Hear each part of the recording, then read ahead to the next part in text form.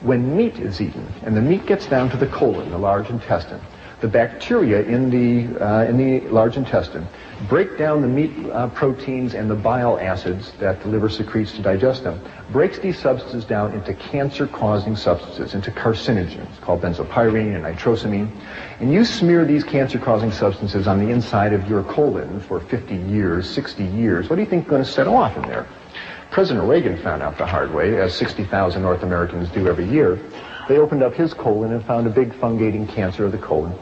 This is essentially a disease of meat-eating people. You very rarely see this in vegetarian people because they're not smearing all that meat protein on the inside of their colon.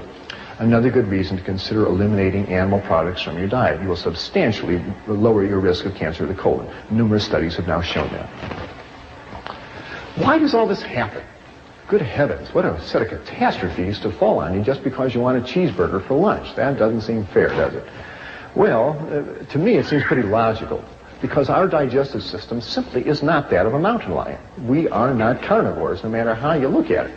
In fact, if you compare the digestive system of man to a mountain lion and that of a true herbivore like a horse, you find we are far more like the herbivore than the carnivore. If you look at the mountain lion, you'll see that the jaw joint is an up and down vertical hinge.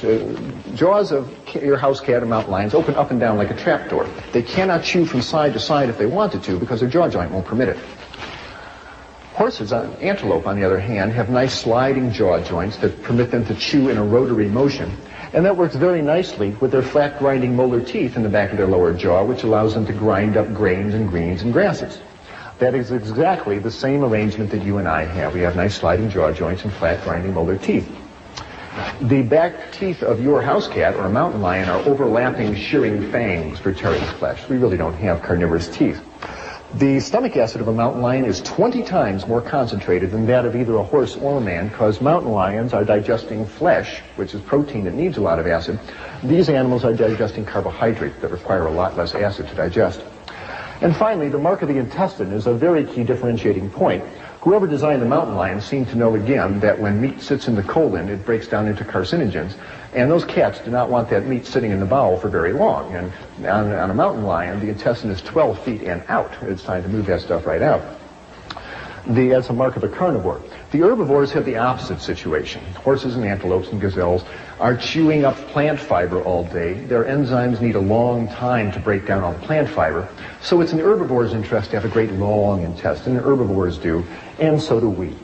If you were the size of a horse, your intestines would be 1.5 times the length of a horse's intestine. We have great long herbivorous intestines, not very much acid in the stomach, flat grinding molar teeth, and sliding jaw joints. We are way more designed like an herbivore than a carnivore. Now, I'm not saying we are complete herbivores, and we do have the ability to digest small amounts of meat, I believe, as an emergency ration to get us through times of famine. But if you eat a diet of all meat, like a mountain lion, you'll die. If you eat a diet of all vegetable products, you'll thrive, and it's been shown throughout history. Now, when I make these comparisons, inevitably somebody points to their canine teeth in their upper jaw and they say, aha, what about these? Why were we given sharp teeth like this if we weren't supposed to be eating meat? To that, I can only reply that these canine teeth in our upper jaw work very well for biting into apples and bananas and potatoes, but they really aren't carnivorous teeth. If you want to see what a set of real carnivorous teeth look like, here they are. Now, if your teeth look like this, you can walk into McDonald's, order 3 Big Macs, say, don't bother to cook them, I'll take them just like they are. But seriously, if you look at the canine teeth on this big cat, compared to the central incisors, you'll see the canines are much longer than the central incisors. If you look in the mirror at your own teeth, you'll find that your canines are shorter than your central incisors. They just don't work well for biting through flesh. And if you think they do, run this little thought experiment. Imagine running out to the nearest cow you see, jump on its back, open your mouth, and take a big bite out of its backside. Now what are you going to find? You're going to find that your mouth is very small, and that your teeth are very short, and that you can't bite through that animal's hide, let alone its muscle, and you're going to get bounced off of that cow and walk away very hungry. So the effects of an animal-based diet on the human digestive system and the human body has just been disastrous. It has led to an epidemic of clogged arteries, of obesity, of cancer of the colon and the breast and the prostate gland, drains calcium out of our bone, it gives us high blood pressure. And fats on the body soak up insulin, and insulin is what you need to burn up your blood sugar. And people who are obese frequently have adult onset diabetes, and they can't handle their blood sugar. As people get leaner, their fat stores go down, it frees up their insulin, and many patients in my practice have had their diabetes go away because they get nice and lean and they've got plenty of insulin that works.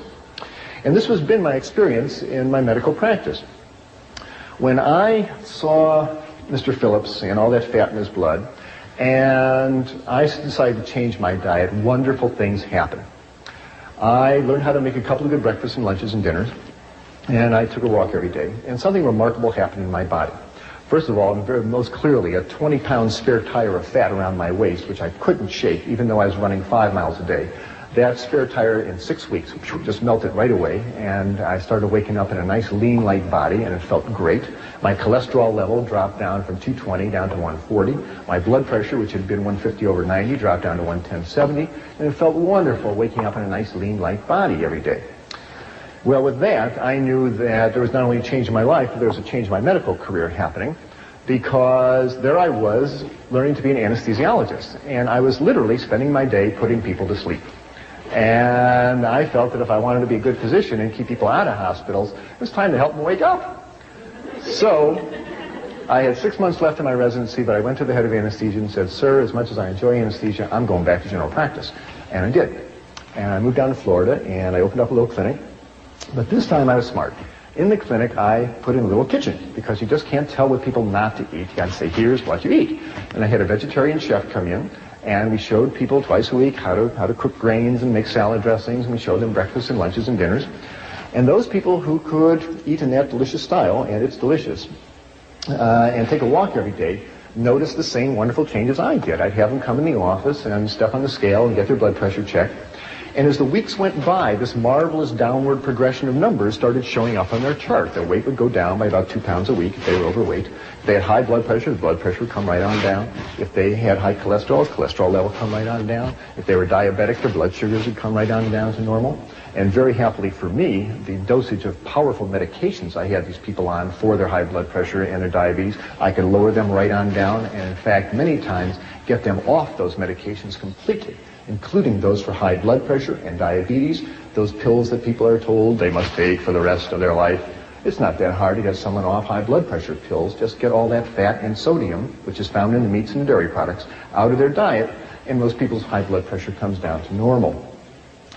But the best part is, they'd be walking out of the office and they say, "You know, doctor, it's nice, my blood pressure's down, it's nice, my cholesterol. You know, the best part, I haven't felt this good in years. I feel light and clean, I got energy, I sleep better, my breath is cleaner, I feel good." And that just warmed this old doctor's heart no end. Medical school never really prepared me for people getting healthy, and yet there they were, getting healthier right in front of my eyes. It was really exciting to see. Now, the problems that I mentioned with meat, too much fat, too much protein, and no fiber, are common to all meats, whether it be red meat or poultry or fish. Have no illusions. Animal muscle is animal muscle, and they all have too much fat, too much protein, and no fiber. But nowadays, animals are not raised in old McDonald's barnyard out in the sunshine, so there's a whole new set of problems because the animals are raised on factory farms in conditions of tremendous overcrowding. These animals are fed grains that are sprayed with herbicides and pesticides. These are fat-soluble substances that concentrate in the flesh and the eggs and the milk of the animals. And the largest amount of pesticides and hydrocarbons coming into your diet are not those sprayed on fruits and vegetables. They comes in meats and dairy products. And if you want to decrease the amount of pesticides you eat, consider cutting down the amount of animal products you eat. The animals in factory farm systems are fed tremendous amounts of antibiotics. When you feed antibiotics to animals, they grow bigger and they are less prone to infection. And half the antibiotics made in the United States, 30 million pounds of them a year, are fed to animals in their feed. Well, what happens when you feed an animal a potent antibiotic like lincomycin, tetracycline, sulfonamides, ampicillin? What happens? Well, what you do is you kill off the antibiotic, you kill off the bacteria in that animal's intestines that are susceptible to the antibiotic. What do you leave behind? The roughest, toughest antibiotic-resistant bacteria going. And they have names like Salmonella, Shigella, Clostridia. You eat an underdone piece of chicken or burger with Salmonella bacteria on it, you're going to be very sorry. It rips up the lining of your intestine, gives you a bloody diarrhea. If you're an adult, it'll put you in the hospital with an intravenous going. And if you're a child, it'll dehydrate you and kill you. On this continent, over 4 million people every year get sick with salmonella food poisoning, largely from eating poultry and meat. The chicken carcasses are brought into the kitchen and slopped around all over the cutting board, and it contaminates the utensils in the kitchen. And it's becoming a worrisome problem of major, major proportions. Antibiotics can lead to tainted meat. You bet they can, and more people are getting concerned about it. You don't have to give antibiotics to broccoli. You're going to see more and more headlines like this. Here's hundreds of people sick in Illinois from salmonella poisoning in milk.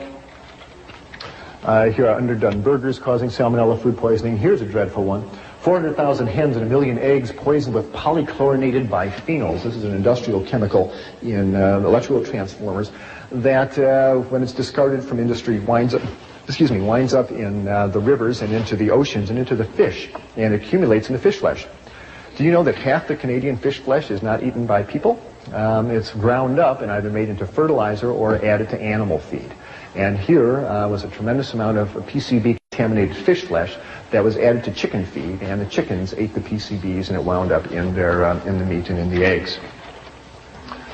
People are getting concerned. They say, don't let unsafe food put our lives at risk, for good reason. And these are episodes of contamination by animal-based foods. And so many of your friends who during the year get the flu. It isn't the flu, it's salmonella poisoning. The media has been fairly responsible in trying to educate us about the realities, the dangers of our high-fat diet. I'm very appreciative. It brings you to the same position that was reached by Gregorio Natividad, who is a meat inspector in Los Angeles, who worked there for 23 years. And he said, based on my experience in Los Angeles, my advice to the public is not to eat meat. This is a meat inspector watching it for 23 years. Maybe he knows something we should pay attention to. Here's another reason why you should consider changing our diet. Our kids are eating a lot of fat, and it is hurting them. Our children in North America are fatter than ever before, and their cholesterol levels are higher than ever before, and we are seeing heart attacks in younger and younger people.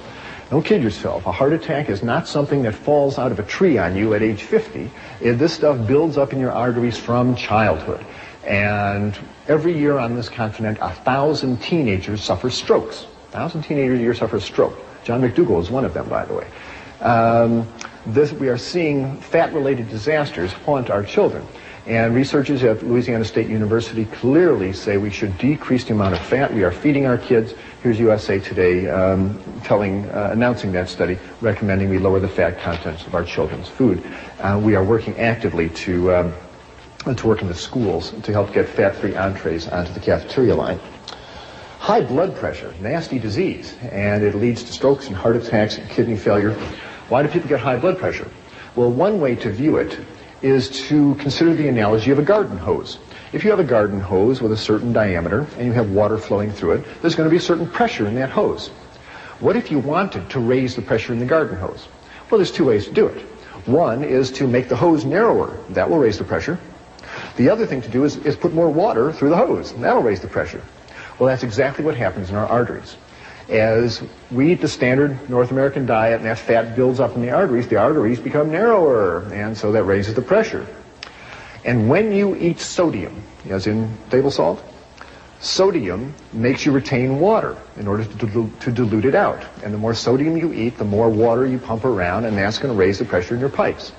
Guess where by far most of the sodium is found in the North American diet? In meats and dairy products.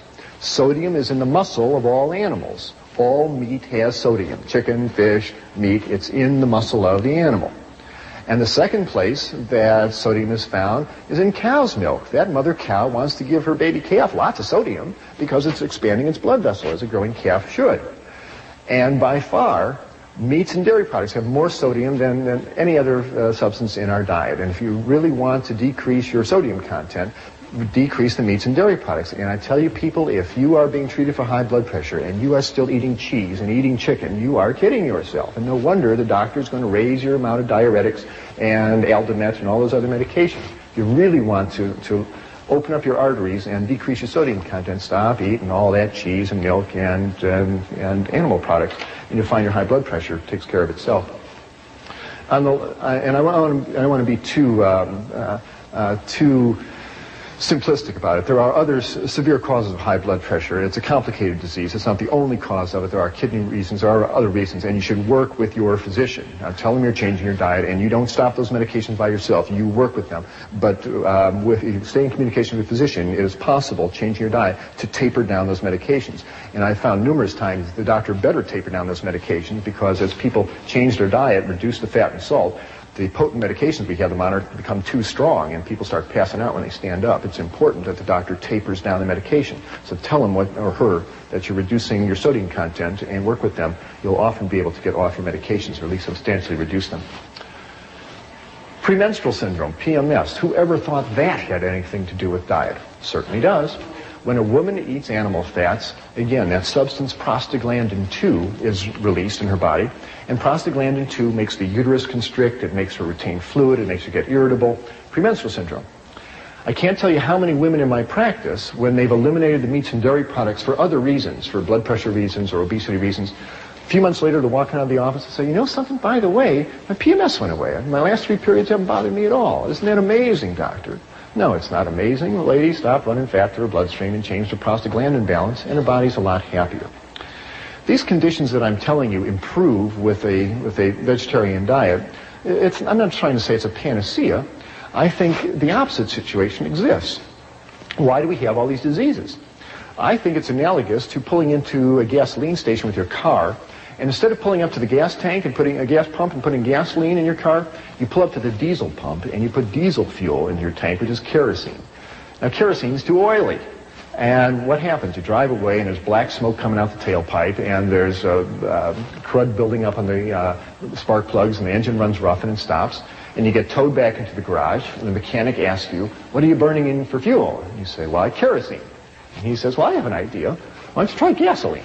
And you put gasoline in the car. Oh, works great. Oh, the black smoke disappears, the engine hums along. And you think about the mechanic and say, oh, he's so smart. He's not so smart. He just told you to put the proper fuel in the engine and it'll run fine. Similarly with us. Animal fats are too oily. They're too greasy. They stick to us. They clog us up. Your body cells burn carbohydrates. Your Krebs cycle enzymes burn carbohydrates. We burn sugars and starches. That's what you want to run your body on, not animal fats.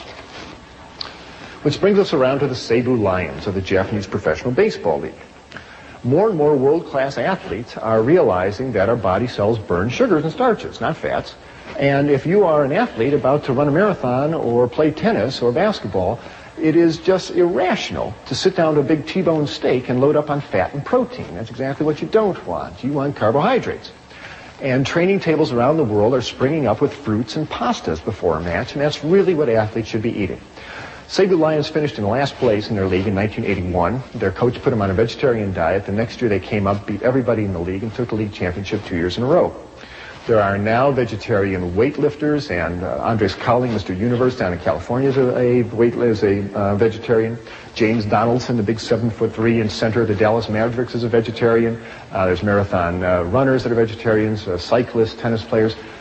You don't have to eat a bull to be as strong as one, that's for sure. We need a higher viewing of nutrition altogether. The one that we've been given simply isn't working very well. We need a higher viewing. What is the higher viewing? Well, let's talk about the one that isn't working very well. If you learned nutrition like I did, you learned it off this silly poster that hangs in grammar school walls all over this country. And it essentially says that food comes in 4 groups and 4 groups only. It comes in the milk group, in the meat group, in the fruit and vegetable group, and the grain group. And you better have some of every group every day, or you risk becoming sick, malnourished, or dead. Subtle message, but it's what the kids are given. It's what I grew up with. Maybe it's what you grew up with. People, let's get real about the basic 4 food group scheme. It was not, repeat, not, handed down to Moses on Mount Sinai with the 10 Commandments carved in stone. The basic 4 food group scheme was invented by the United States Department of Agriculture in 1956 to promote the sale of meat and dairy products. What do you really need to run your human body? Nutrition 101. What do you really need? You need 5 things. It has nothing to do with cheeseburgers and milkshakes. The human body has no nutritional requirement for animal flesh, none. And it functions superbly on a balanced, varied diet of plant-based foods. 5 things you require. Protein, water, vitamins, minerals, and energy. That's what you require. You need a little bit of protein, 30 grams a day. It abounds in grains and legumes and fruits and vegetables. It's no problem getting enough protein. You need 2 quarts of water every day. That's found in the water you drink, the juices you drink, the fruit and vegetables that you eat. That's no problem. You need vitamins and minerals.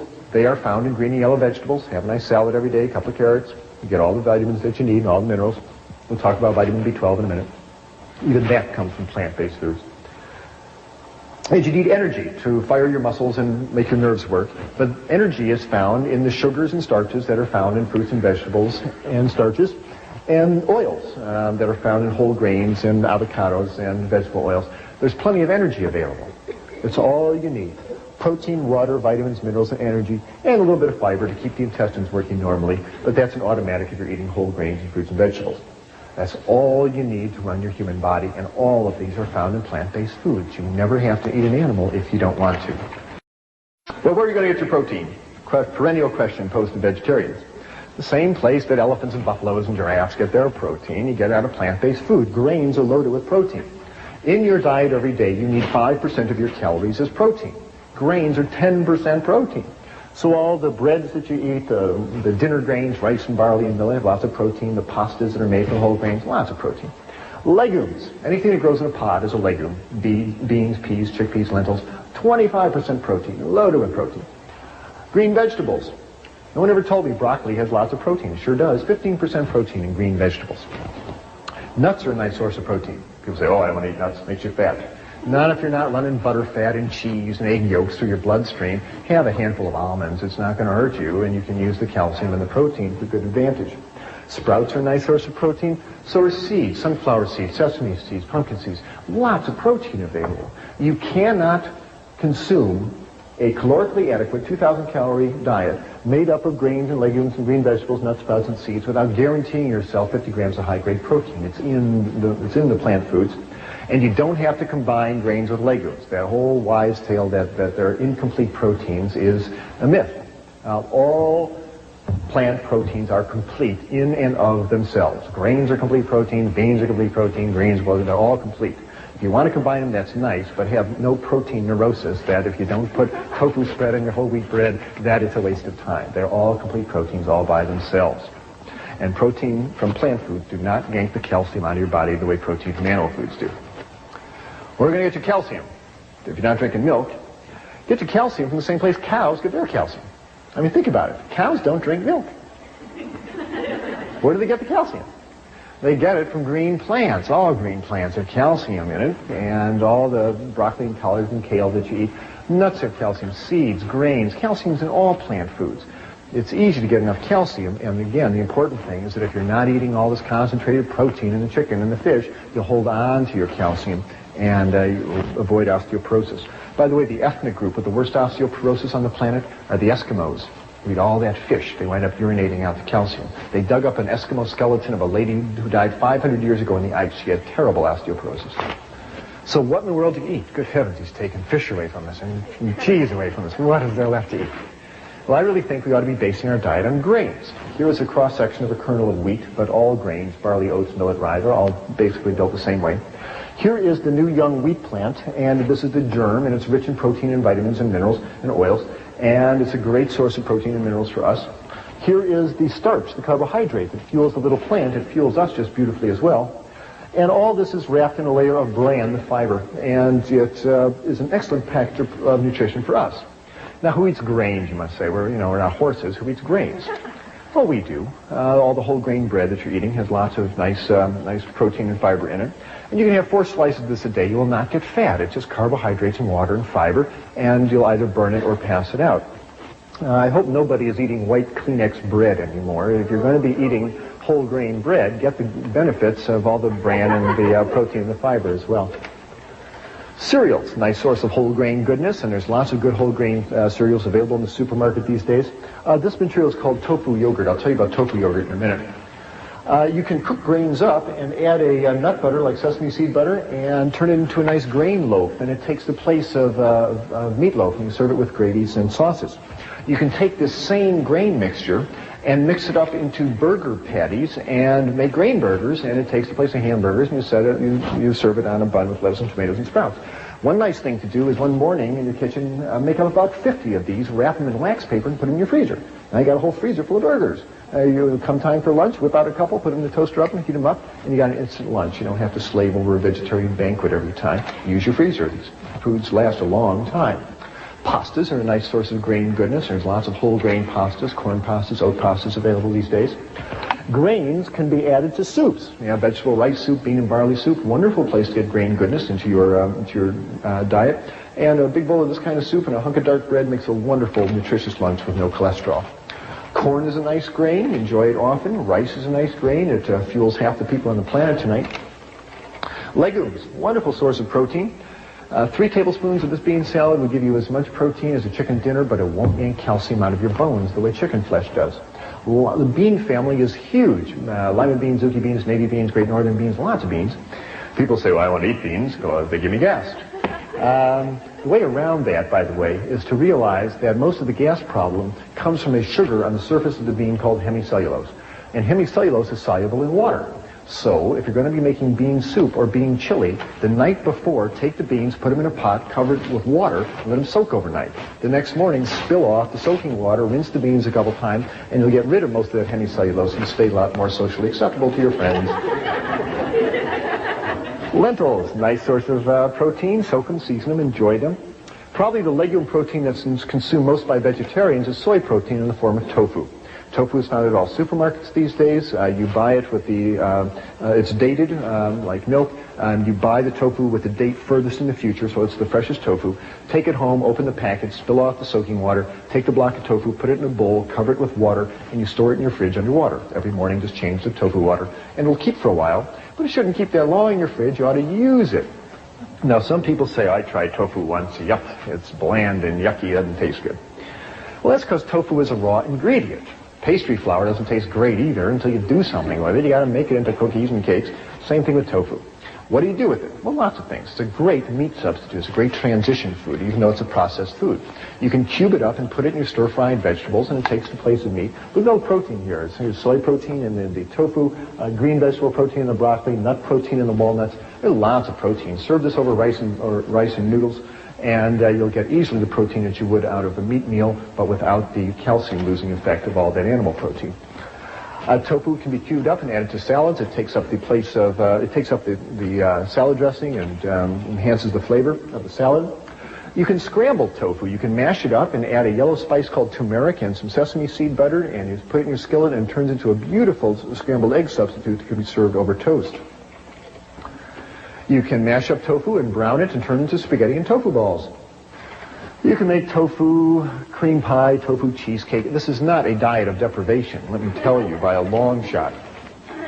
This slide is to remind me to tell you that you should not eat all your foods all processed. The more you cook food, the deader it gets. You heat up food and it starts losing vitamin contents, the proteins coagulate, the fats denature. Cooking food devitalizes it. Eat as much of your diet as you can raw and fresh or lightly steamed vegetables. My diet now is about 60-40 raw, 70-30 raw, around there. I can't do a whole raw diet right now. It's not time for me to do that. When I try to do that, I lose weight and start dreaming about potatoes and spaghetti, and so I go back and eat cooked foods. But when I eat all cooked foods, I'm loggy and heavy, and that doesn't feel good either. So think about moving your diet more towards uncooked foods. Vegetables, again, should be lightly steamed or just a quick stir fry and a walk and out. Don't deep fry anything. Keep that food as fresh and vital as you can. I'm here to help dispel illusions. This is the kind of attitude we can no longer afford. We got to stop kidding ourselves about what we are doing on this planet, because our dietary and lifestyles are ripping this planet up. Victor Hugo said, "No army is as powerful as an idea whose time has come." We've got to start living reverently on this planet. We've got to start being gentle with the life support systems upon which we all depend, including the waters and the rivers and the trees and the animals and the earth itself. And changing our diet along with controlling our population and getting clean energy supplies, controlling our diet is absolutely key. You have that power every time you're in the supermarket or the restaurant. People say, think globally, act locally. There's nothing more local than your dinner plate. And you have the power to make yourself healthier and the planet. If I had to summarize this lecture in a single sentence, it's this. The single most effective thing anybody can do in order to make themselves personally healthier and make this ecosystem more stable and life-preserving is to reduce or eliminate the animal flesh in your diet. It is the single most effective thing that you can do. If we will do that, we will not only ensure a better future for us all, but we will redefine the relationship we have with every creature on this planet. If you want to know more about transitioning to a healthier diet, please stay tuned for information on available support materials.